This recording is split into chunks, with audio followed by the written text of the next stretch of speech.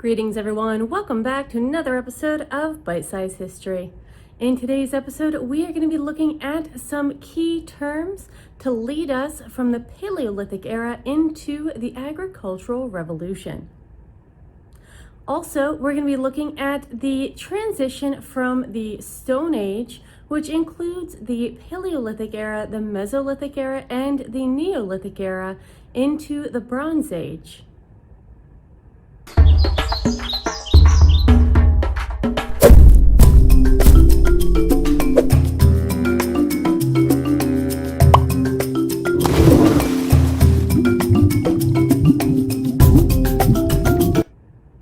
If you like bite-sized history so far, please make sure you are hitting that like and subscribe button.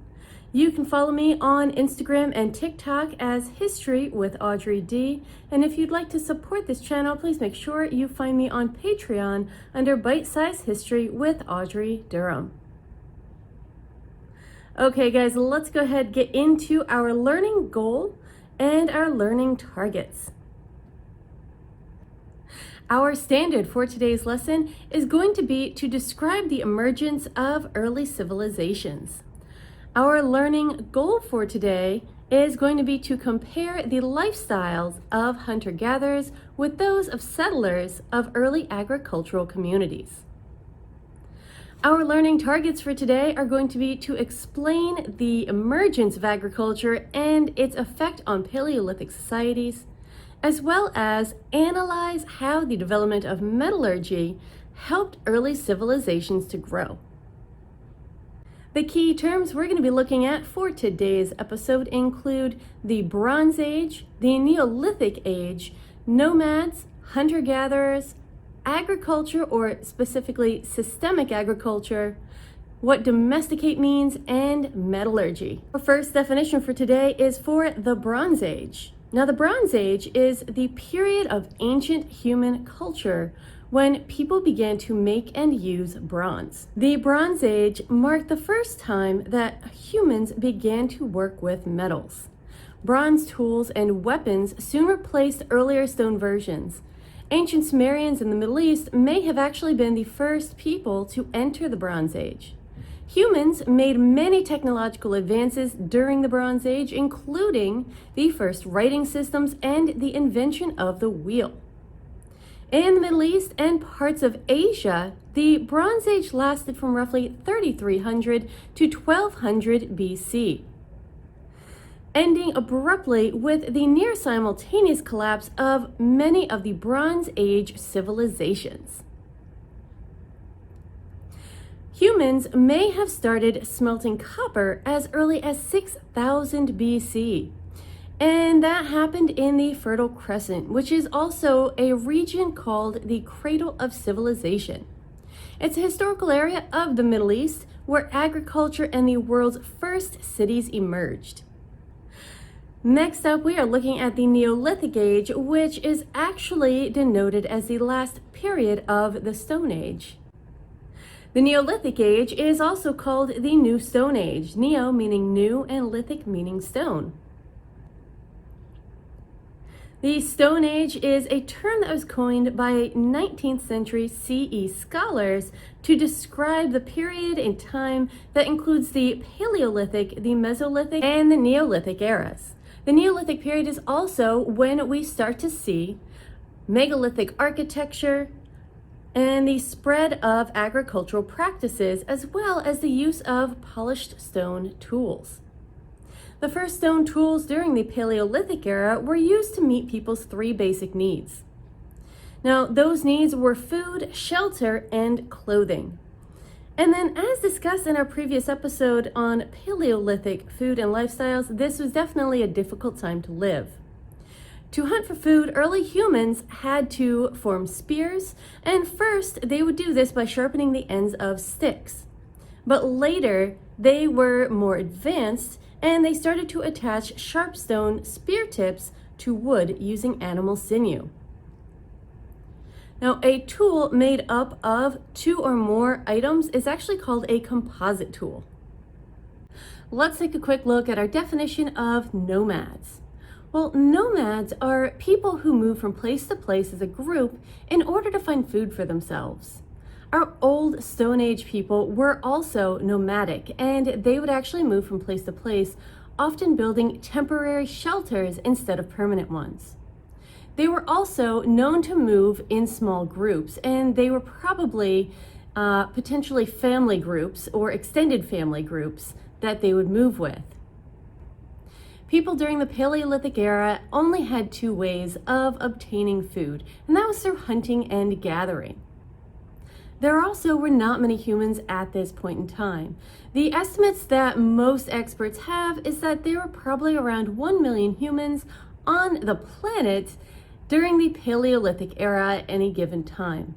And one of the big differences is that as we may think that's a high number, we are at 7,000 times that number today, with 7 billion people living on our planet. And in our episode on Paleolithic humans, many humans actually migrated out of Africa and into other countries at the earliest portions, probably around 200,000 years ago during the Paleolithic era. Our next definition is hunter-gatherers, and it is basically as it sounds. So hunter-gatherers are usually a person who is a member of a culture in which their food is obtained by hunting, fishing, or foraging. And they do not practice animal husbandry or agriculture. Modern day anthropologists are actually in the midst of still studying hunter-gatherer tribes in present day in order to better gain an understanding of how Paleolithic ancestors may have actually survived. And moving forward from our Paleolithic ancestors into the Neolithic Revolution, we get to focus on agriculture. And specifically systemic agriculture, which is the organized growing of food on a regular schedule. Systemic agriculture is also described as any type of agriculture that is done purposefully and orderly. You could argue that agriculture is, by its own definition, systemic because agriculture is the production of crops or livestock for food or other products such as wool or eggs.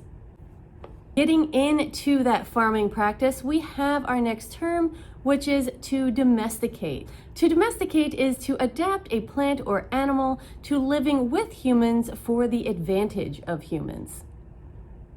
Starting out with farmed animals, we have a number of species that we still have today, such as cattle, goats, sheep, and pigs, which all have their origins in being domesticated in the Fertile Crescent. Now, the Fertile Crescent is a region covering eastern Turkey, Iraq, and southwestern Iran. This region kick-started the Neolithic Revolution, and dates for the domestication of these animals range from between 13,000 to 10,000 years ago. Genetic studies show that goats and other livestock accompanied the westward spread of agriculture into Europe, helping to revolutionize Stone Age society. Prior to the arrival of domesticated cattle in Europe, prehistoric Europeans actually couldn't stomach cow's milk. Now, the reason for this is that it hadn't been introduced yet, and once it was, the lactose tolerance gene actually began to grow and spread throughout European society. For plant domestication, we actually have a number of species, specifically wild grains, that were domesticated, as well as fig trees that were domesticated first. The wild progenitors of crops including wheat, barley, and peas are actually traced back to the Near East region. There is evidence of cereals being grown in Syria as far back as 9,000 years ago, and fig trees actually being cultivated even earlier. Prehistoric seedless fruits discovered in the Jordan Valley suggest that fig trees were being planted some 11,300 years ago. Though the transition from wild harvesting was gradual, the switch from a nomadic to a settled way of life is actually marked by the appearance of early Neolithic villages, with homes equipped with grinding stones for processing grain. The origins of rice and millet farming actually date back to around 6,000 BCE. The world's oldest known rice paddy fields, which were discovered in eastern China in 2007, reveal evidence of ancient cultivation techniques such as flood and fire control. Our final definition that we're looking at today is metallurgy. Now, metallurgy is the art and science of extracting metals from their ores and modifying those metals for use. Metallurgy gave way to new tools used to make agricultural production easier, and it brought a surplus of crops for trade. Metallurgy also led to body ornaments and tools that could be used for trade.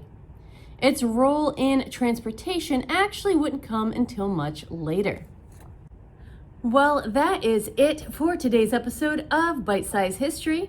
I hope you enjoyed our episode today and you learned a little bit more about each one of those key terms we covered, and that it actually prepared you for that transition from our Paleolithic era into the Neolithic Revolution and the Agricultural Age. Speaking of our agricultural age, that's what our next video is also going to be on. We're going to be discussing the impacts of the agricultural revolution on Paleolithic societies, as well as how the development of metallurgy actually impacted the development of cities and civilization. If you like Bite-Size History, please make sure you hit that like and subscribe button. Also, please make sure that you are following me on Instagram and TikTok under History with Audrey D. As well as, if you'd like to support this channel, please make sure you find me on Patreon under Bite-Size History with Audrey Durham. Thank you guys so much for watching. I will see you in our next episode.